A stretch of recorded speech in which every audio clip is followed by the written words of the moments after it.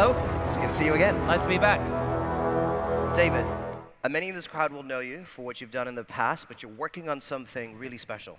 Talk to us about that book. So, while I was running Wired, I kept meeting these organizations, these big businesses that were desperately in search of this magical elixir called innovation. Yes. And many of them were kind of wasting money. They had a chief innovation officer in another building or a startup incubator somewhere that they never talked to. And I thought, there has to be real innovation. So I'm writing a book at the moment, and it's a quest, an international quest for non-bullshit innovation. Can I use that word here? It's a respectable crowd. You've already used it. Okay. And it kind of leads into what we're going to be discussing in the next 30 minutes. People running very established businesses, one of them is more than 200 years old, yet they are not immune from the blockchains and the data tsunamis and the changing customer expectations. So how do you transform a profitable, successful organization to be ready for the future? Excellent. Well, the stage is yours and the audience is yours. Enjoy. Thank you. And I would like to welcome on our experts who are going to help solve the problem. So come along, innovators. So we have here people running some extraordinary events. Take a seat, be comfortable. So there's Levin from Scania, which... Hi. Thank you. 127-year-old company. Yes. Christian has a big job. He's globally in charge of sales and marketing. We have Paweł Surówka from a big insurance company, PZU, which has been going since 1803. And we're going to talk a little bit about how this company with more than 5 billion euros of revenue is going to be ready for the next century. We have from Mastercard in Poland, Bartosz, Ciołkowski. We welcome you back at Mastercard since 2005, and a bit has changed in finance in the last decade and a half. We have from T-Mobile, Poland, the president in Poland, Andreas, Maierhofer. And just to show the diversity of industries that are still working out how to change, from the pharmaceutical industry, from AstraZeneca, the country president here, Oleszczuk.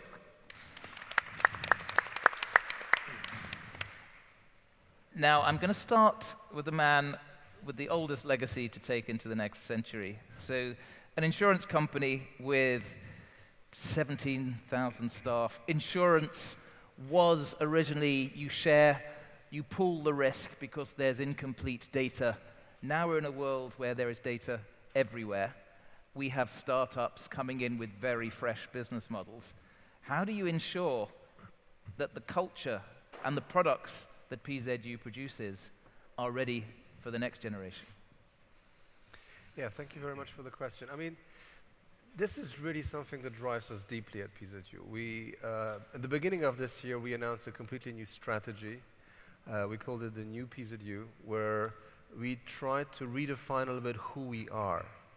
And we said that, obviously we always think about ourselves as an insurance company, but we would much rather think of us as a data-driven service company. And a lot of the questions about technological change that affect us, because as you pointed out yourself, I mean, it has been about big data from the start to a certain extent. It has been about big numbers. But what we see right now is a very deeply change in the approach that insurance works, because while the beginning of the insurance industry was about big numbers and the individual kind of hid behind the numbers, what you can see right now that you have a lot of data about one individual. So much more comes down to the individual risk of each client, and it gives an insurance company much more power in a certain way to see what is the idiosyncratic risk of an individual, and that changes the way that you, in a certain way, position yourself as an insurance company. So give an example of one way you're using data to transform the customer offering. So, one example, for example, and it has been used in this conference already. For example, is cyber insurance. The question is, how do you insure for cyber insurance? It doesn't exist as much today as a sector. Most companies are not insured against big cyber threats. It's a big insurance gap, as like we like to say it. But it's also a very particular case because you cannot just buy an insurance against cyber attacks and say, okay, well, I'm insured. I'm secure right now. There has to be a very strong interaction between you and the insurance company to make sure that you are not affected by cyber attacks. And the insurance company will not sell you a cyber insurance right away.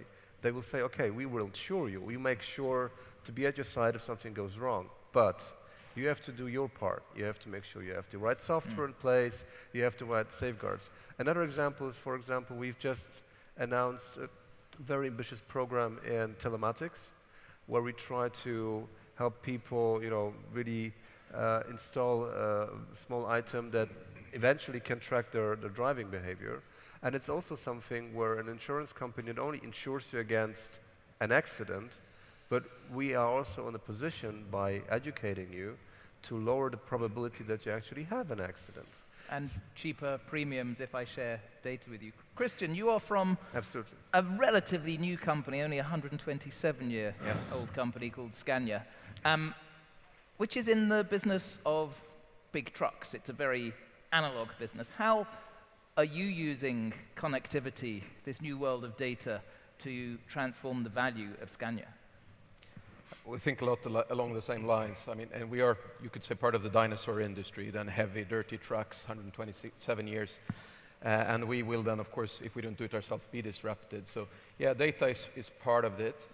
So we started already in 2011, said, okay, we will need the data. We don't know exactly for what, but we need to connect every vehicle. So and that's, of course, the essence of Internet of Things. So we decided, and we carried through quickly, a program to connect every vehicle in the world and started to collect the data of the vehicle and the driver. And with that we have created today 350,000 connected vehicles. And we can do amazing things that we didn't think of in the time. At the time we thought we could maybe sell this data to the customers. We do that. But of course we base today every offer of a new vehicle, we optimize against all rolling vehicles in the whole world to find the best optimization point for fuel consumption normally, but you can also choose for CO2 optimization, or you can choose for payload options. So that's just one example. So we use the data to coach drivers. We use the data to make maintenance agreements and the optimized maintenance plans in the workshop. I can see a time not too far away when the idea of humans driving trucks seems a very antique idea. So we have new companies coming in with the machine learning, the computer vision, the LiDAR that create autonomous networks of trucks. That risks making Scandic irrelevant. So how do you ensure that you're still going to be here in 50 years? And as opposed to the car industry, where this is a nice option to have on your car, I think for the trucking industry, as you say, it will really change the business model, because the driver is the second biggest cost for any transportation company. So take that out of the equation, and suddenly everything we do today on saving 1 or 2% on fuel, it will be irrelevant. Yeah, so what we do is that we team up with good players in the autonomous space. You mentioned artificial intelligence. That's something we need to acquire. And we are, as we are speaking, we're doing the first trial in countries where legislation allows us on platooning. That means then connecting vehicles like trains with the driver only the first vehicle. We're doing it in Singapore right now, but we're also starting up in Finland this fall. Demands legislative changes. And of course, we're also doing it off-road in areas where there are no people, so like in mines. So we already have vehicles actually driving without drivers as we speak. So technology is already there. We have acquired that ability already. But there are a lot of other hindrances on the way before we see them by themselves on the roads. So you have to go with the technology. That's the answer to your question. You cannot sit and wait. Jarek, the pharmaceutical industry is not immune from everything being turned into software. Your drug development costs are in the billions of dollars, and yet biology is being turned into a data problem. How do you ensure that AstraZeneca is going to be fit for this fast emerging future? It's a fascinating question, and I have been thinking about it quite a bit before today's panel, because on one hand, I want to believe that we are in such a unique industry that in the end, we have to deliver an effective and safe medicine to the patient. That's the ultimate goal. Now, the question becomes, can we do it faster? Can we do it cheaper? And can we do it with less risk? Because these are the three key barriers, three key challenges in our industry, which is slow process, very expensive process, and very risky process.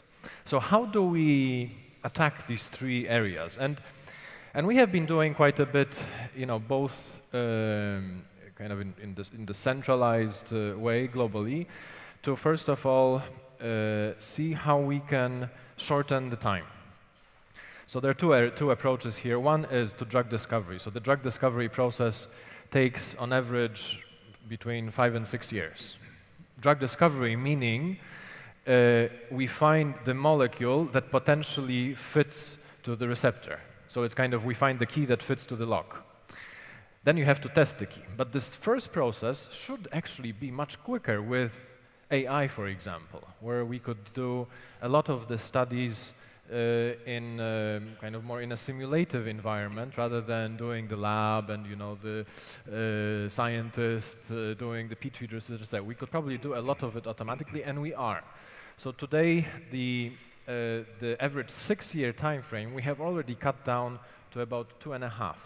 But can you do this yourself, or do you need to partner with startups that are AI from the beginning? We have about, in the drug discovery team, we have about 1,000 partners who we work with.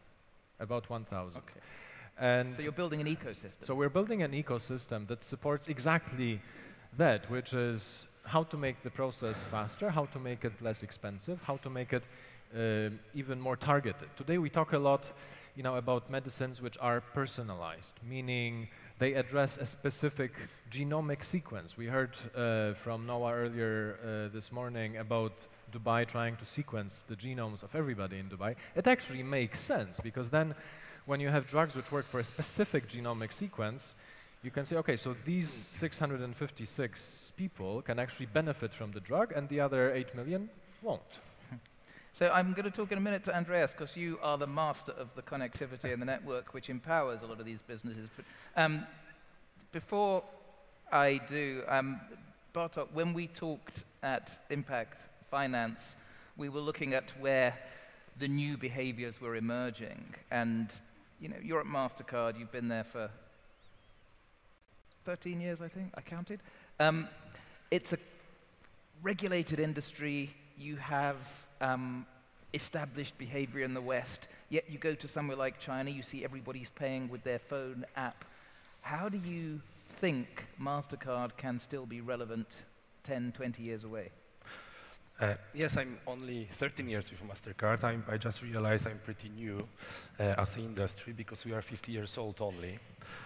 Sometimes when people are asking, are you really fintech, even if you look at the definition, it's hard to fit, but due to state of mind, I think we are really a fintech company. So, yes, we talked a little bit about China in the backstage. Indeed, this is impressive market. Asia itself growing in a little bit isolated way in the areas which are not necessarily very well developed in our regions, especially e-commerce.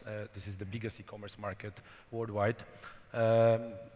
Developed many use cases which are fascinating and going very well. But I wouldn't see it coming to Europe and revolutionizing us from the beginning. One simple example, if you compare physical payments with QR codes to contactless, you have much more speed paying contactless. On the other hand, the big trend is with IoT. So now it is not about making payment with plastic, it is about devices talking to each other, paying to each other. So we are now very much focused on putting payments into everything what is possible throughout the But I know a lot of network. startup entrepreneurs that are talking about this magical thing called blockchain, and they think they're going to eradicate the need for MasterCard. How do you compete with people with emerging technologies, agile mindsets, and potential to scale? Firstly, to have the same agile mindset. This is absolutely necessary. Yes, indeed, blockchain is an interesting technology. It is revolutionizing, and it will be revolutionizing a lot of areas, but it will take time to get there. It's so big difference, so big change. So probably in 10 years' time, we will be seeing much more blockchain ecosystems. Will you be part of it? We need to be part of it as well. So Andreas, you've heard that the goal of a lot of these companies is to capture data, use it in new ways, build networks where software can help solve problems. You are at the connectivity layer, but I guess T-Mobile cannot simply be commodified as the pipes. How do you ensure that T-Mobile has a relevant business a generation from now? Okay, first of all, thanks for calling me master of whatever technology or digitalization. So I would like to give an answer in two parts. Yeah? You're right. I mean, we as an operator, T-Mobile Poland, but I would really speak for the whole industry. First of all, we have to provide the network, the future network, because any kind of other industry needs the network in order really to digitalize, to use big data, to have a completely new approach when it comes to customer procedures, to really create a new experience, regardless whether you're in a regulated business or in a deregulated business. So this is more or less an obligation what we do see. But this, of course, requires a lot of investments. And the whole mobile industry or telco industry in the last couple of years in Europe, we were suffering a lot, yeah, because we had to pay a lot of money and we had to invest into the networks. I mean, we have just finished the rollout of 4G technology, and we are still far away to get the money back or to have a return of investment. Now suddenly we are talking about the 5G, and everybody is talking about the 5G, and we talk about NOP, IoT, and connected home, etc., etc. So again, important is we need to provide the network, but even more important is, brings me to my next part, we need to translate all this nice technology, what we are talking about, what is really the use for the consumer? What does it mean? What does this new technology change? And therefore, I'm giving you an example. 2 days ago, I was in a very nice town here in Poland, in Kazimierz Dolny, where we as T-Mobile announced for the first time a smart city showcase. What does it mean? We simply put all the services available currently in different cities of Poland, but in the entire European Union, we put together there in this city, and we have more than 14 applications where we are really translating the technology into applications, and the population and people should see how their life will change in order we are contributing positively to their daily life. So this is what really we need to do. And one final comment for me as an operator. The mobile industry in the last couple of years, of course, we have added services. It became very complicated. Even for me as a CEO, sorry, I could not really understand our tariff portfolio anymore.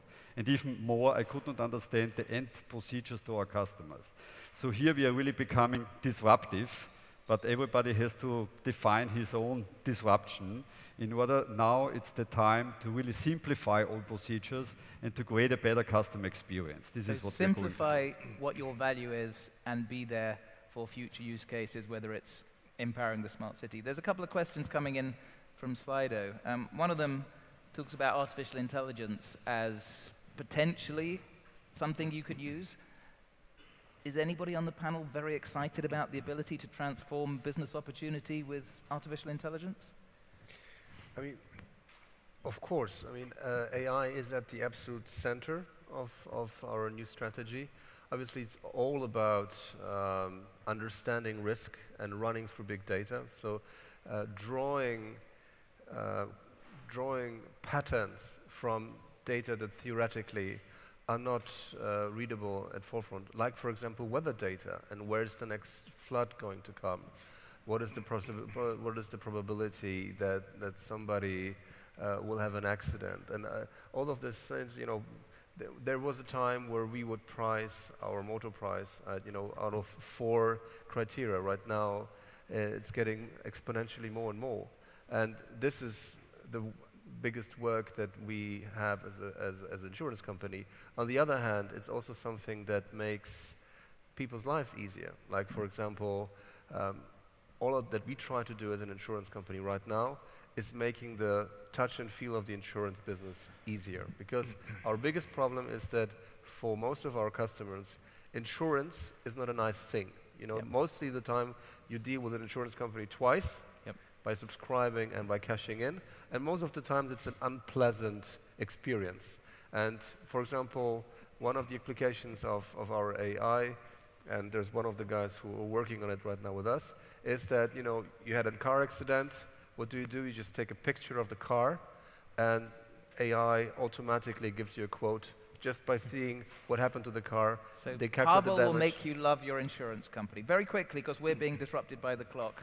One very concise piece of guidance to the audience that you've learned in trying to make your country future-proof. And this is like going to be like a phrase. 10 seconds. For me, So save the industry, Andreas, in, sorry, Jarek, in 10 seconds. So for me, it's actually about the third question that is there, which is how do you actually create a culture, a sustainable culture of digital innovation? Because, you know, we have a technology today, it's hot. Then there will be another one which is hot in 5 years or in 18 months. But we need people to actually live this culture. Today, we only have less than 1% of our employees with digital in their job description. I think we have to progress from here. Culture shift. Bartosz. Partnerships. Of course, everybody is interested in doing things faster and better. One thing which we could improve in our country is to do better partnerships with small companies, but also among us. You can't do it all yourself, so partner wisely, build an ecosystem. Paweł. One thing I learned on the job is take bold decisions and don't listen to focus groups. A lot of the discussions that I have with my marketing team is that, but clients don't get it. But it's exactly like Ford said, if you ask customers, they will want a faster horse. People don't get it because it's new, they haven't seen it, and sometimes you have to take the risk, do something that's unpopular, and just make it popular by making it good. That's the North Korean approach to management leadership. No, because they don't have focus groups. Christian. No, it's courage, because you will not know exactly what you can do with the new technology, but you have to embrace it. And you have to have the courage to invest, not along your traditional business models. You have to have the courage to take money away and actually harm your current business, because you know that business is not the business of tomorrow. And that takes a lot of courage, especially when you're a listed company. Be brave and don't worry about those quarterly reports to the markets. And finally, last word to Andreas. So 2 messages from my side. First of all, to the society, the consumer, we should not be afraid about the giga society or the digitalization. It will contribute positively to our life. And my second message is to the B2B business, especially to the small and medium enterprise segment. Use any kind of possibilities of digital procedure or social media. It can just contribute positively. And I think we have still a long way to go here. May we have some gratitude for those wide words from our panel. Thank you.